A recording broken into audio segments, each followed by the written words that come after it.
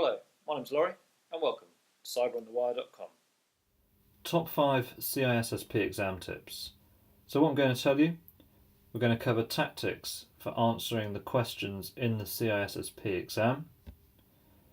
They're going to be RTBQ, it will all become clear, spot the keywords, elimination, flagging, rely on the official study material.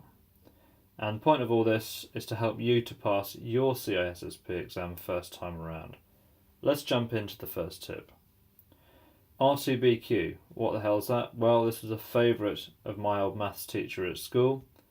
Stands for read the bloody question. Don't rush, okay? This is a long exam. 6 hours you've got to do this. I don't know anybody who's taken the full time or has been pushed for time. It took me less than half, so take the time to read the question carefully. Again, read at the speed that you would if you were reading that question aloud to someone. Don't skim read it. If you miss one of the important words in there, it could completely change the meaning of that question, and that'll mean that you'll end up getting it wrong. Read it twice. Like I said, you've got plenty of time. Every point that you get through these questions is going to count. So take time to read the question carefully. Read it twice. Tip number 2 is spot the keywords. So this is the keywords in the question itself we're talking about. And they're small words that can change the meaning of the question. A couple of examples. Can. So when you get a question that says can ... what it's really asking you is it ever possible that? It's not saying, is it normally the case that? Do you think it's usually like this? It's saying, is it ever possible that? So bear that in mind when you see can. Another keyword to spot is always. So what that's asking you is it's saying, is there ever a situation where this is not true? Watch out for these keywords because they can really change the semantics of that question, and that could affect your answer that you choose. And negatives, they're more obvious. So which of the following are not, for example?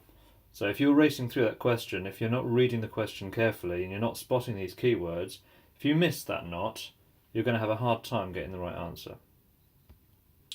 Elimination, so this is a tactic. Obviously it's particular to multiple choice questions.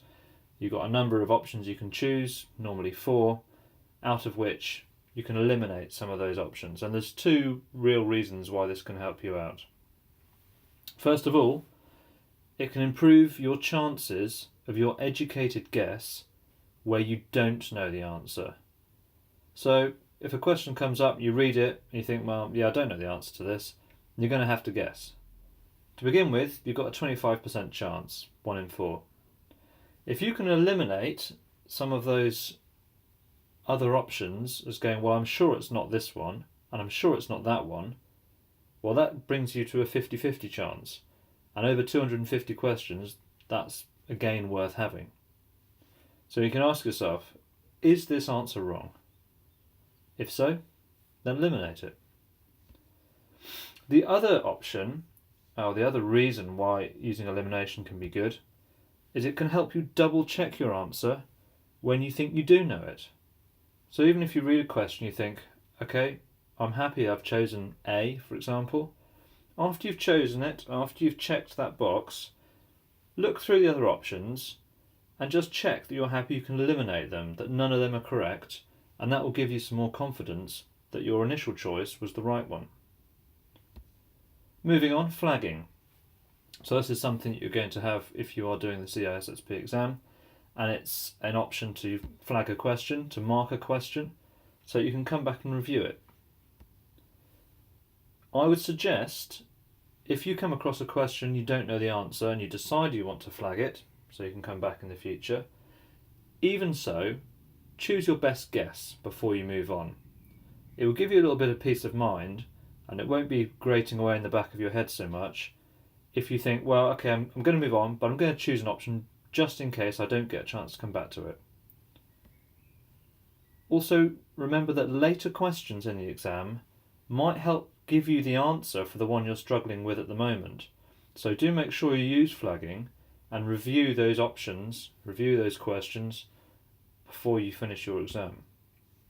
And flagging is there to help you, so use it. Point 5 is rely on the official study material. Remember, this is a test based on that study material. It's not a job. The question isn't asking you for your personal opinion, however many years of experience you have doing the job.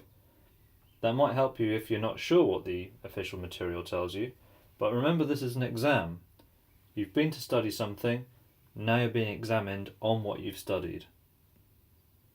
For each question that comes up, once you've read it, ask yourself, what have I read that answers this? And the official study guide is your one source of truth. So remember, particularly I would ask people who are more experienced or have done other certifications, don't use that information to come to your answer.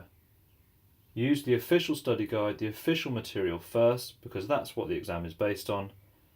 If you can't think of the answer from that, or you can't get the answer from that, then fall back on your personal experience or what you might know from elsewhere. So to summarise, points we covered were: read the bloody question, spot the keywords,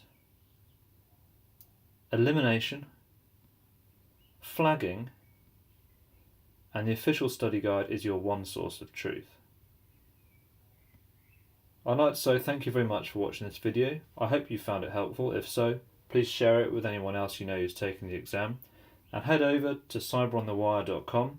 You'll find the link below, and you can even get your hands on my set of flashcards, which I can assure you are based on the official study material. Thank you, and I hope to see you again soon.